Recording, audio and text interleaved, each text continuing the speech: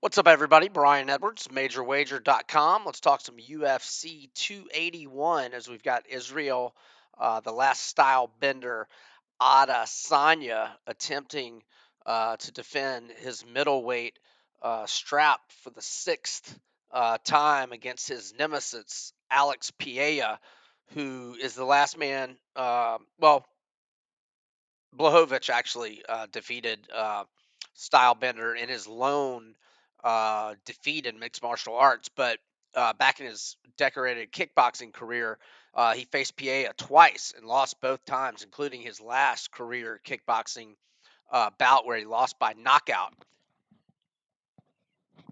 So Pereira crossed over more recently, or I should say, Adesanya made the move to MMA before Pereira did.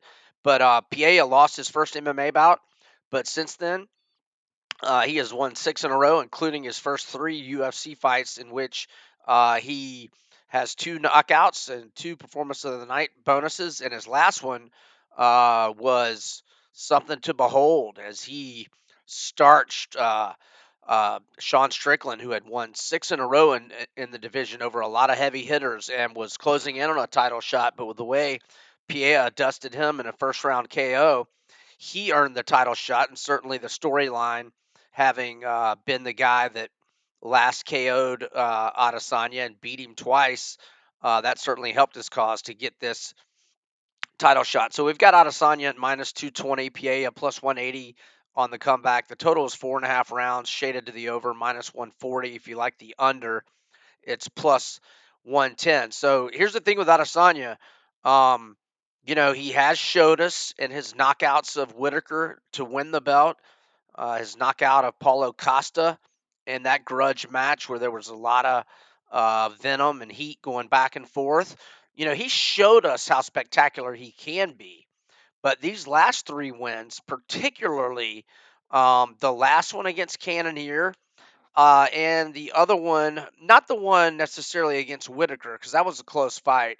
Oh, the one with Vittori.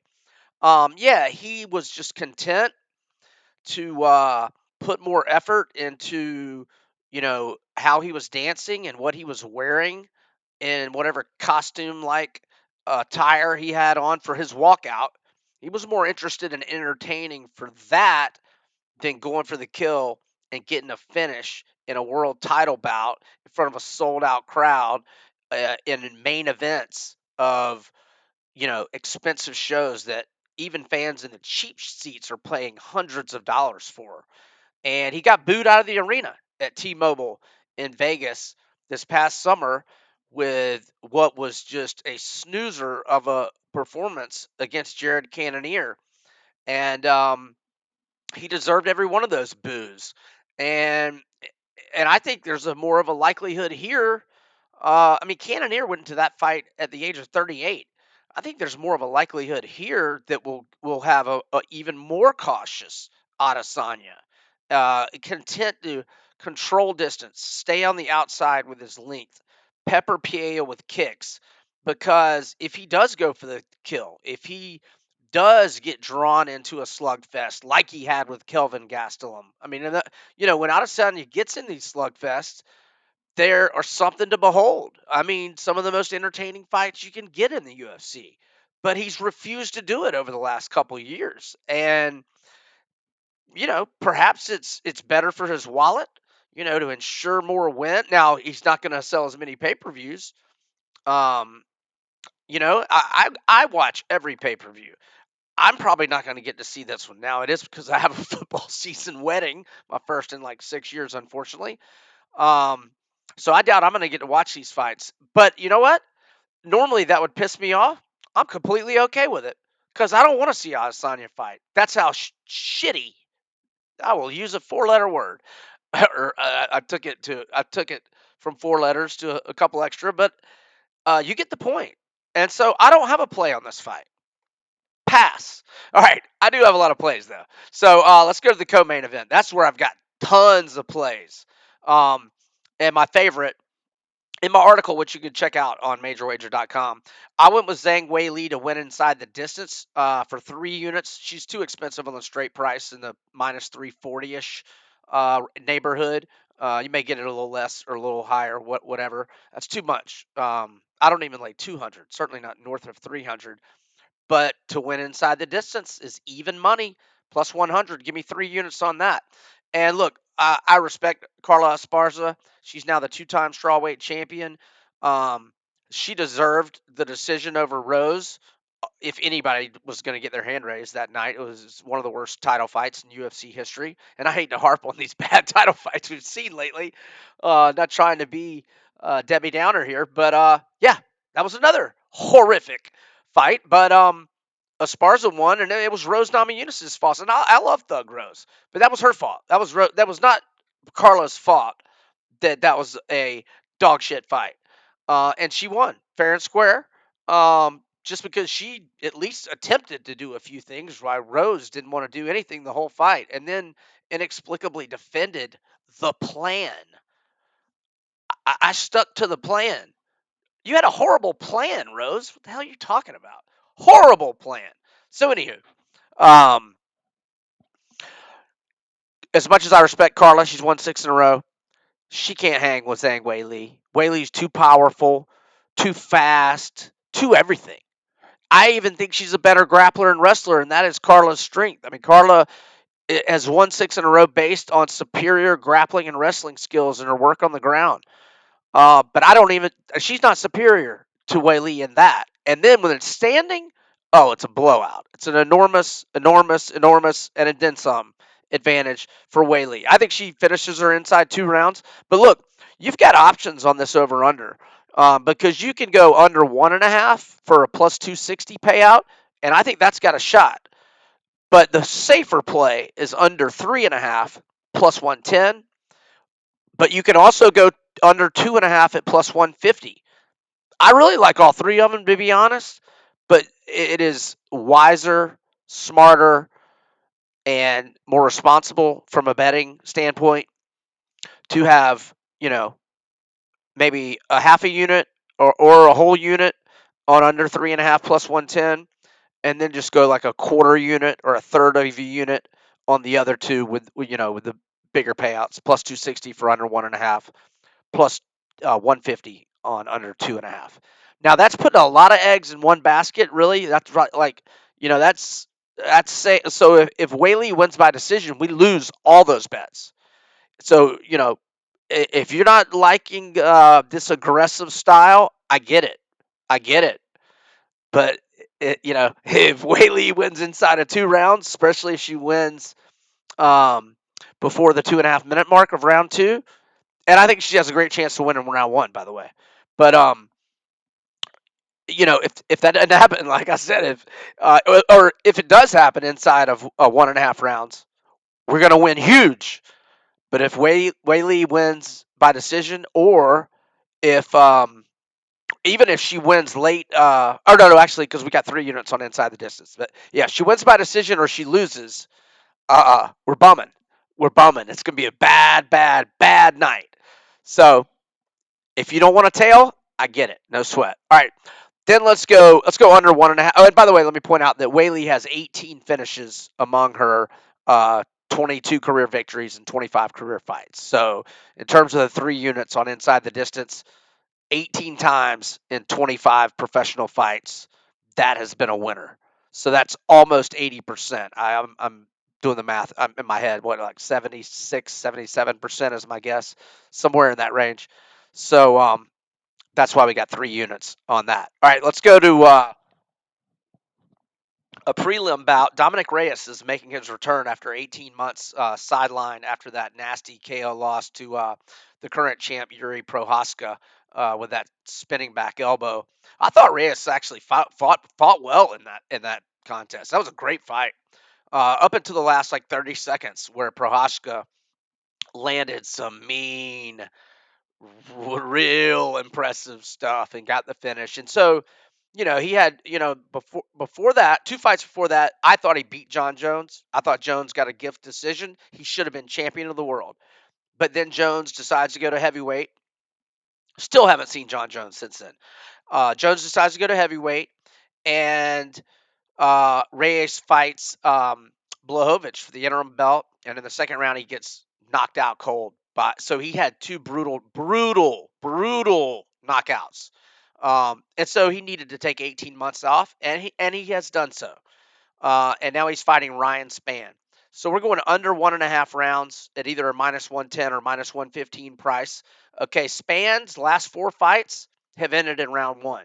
His last 14 fights under 1.5 rounds has been a winner at a 12-2 clip.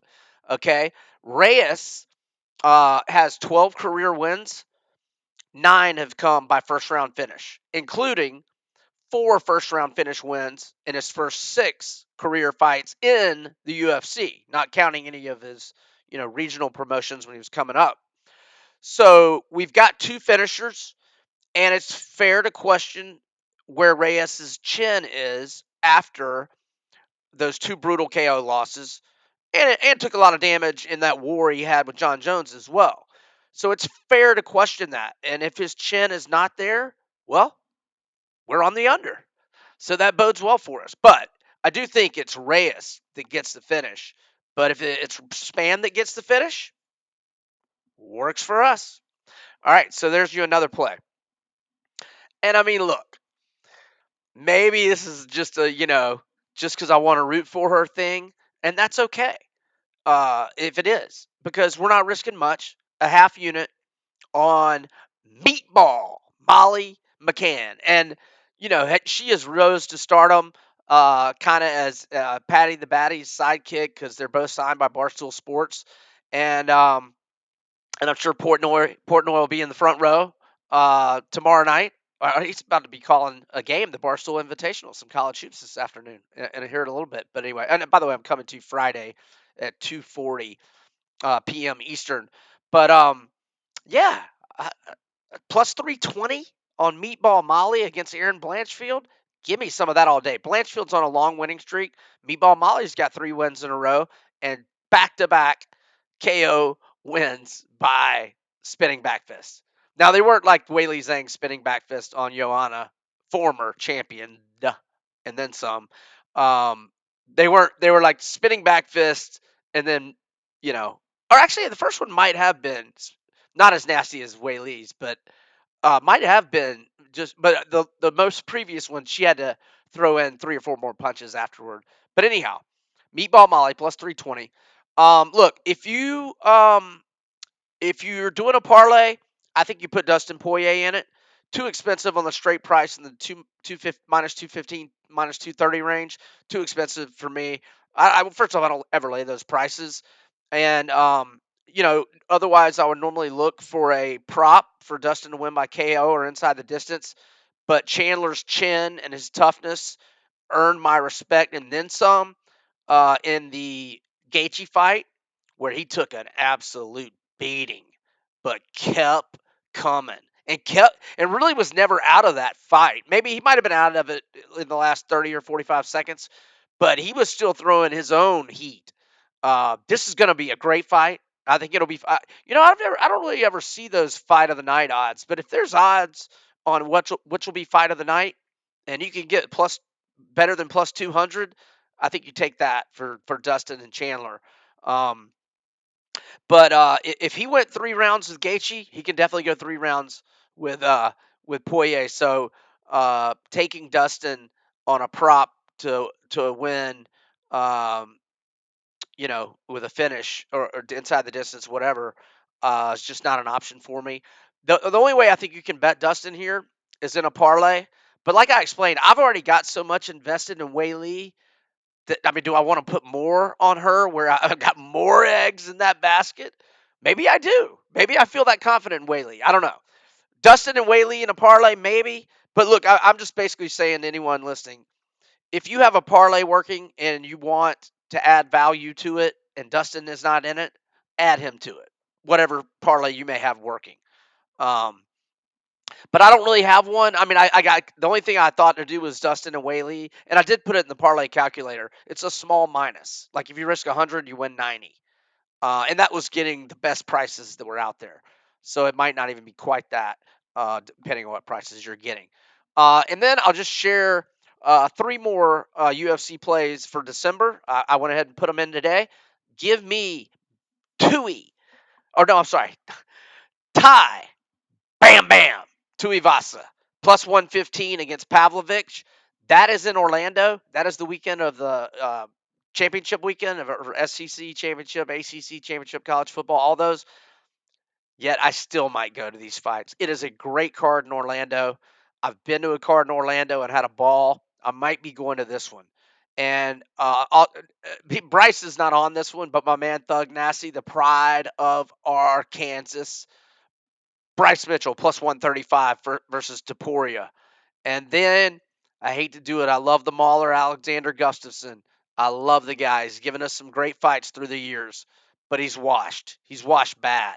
And the way he lost a few months back, he needs to call it quits. But he's not calling it quits. And he's actually heavily favored. I know OSP is up there in age. Talking about Ovent St. Preux, the former Volunteers football player, UT Vols, obviously. I know OSP's up there in age too, but Gustafson is a heavy favorite at this point in his career. No, I got to go with OSP plus 144. So there you go, folks. MajorWager.com. I'm Brian Edwards. Whether you tail or fade, best of luck with your UFC plays and enjoy the show tomorrow night. MSG NYC. Over and out.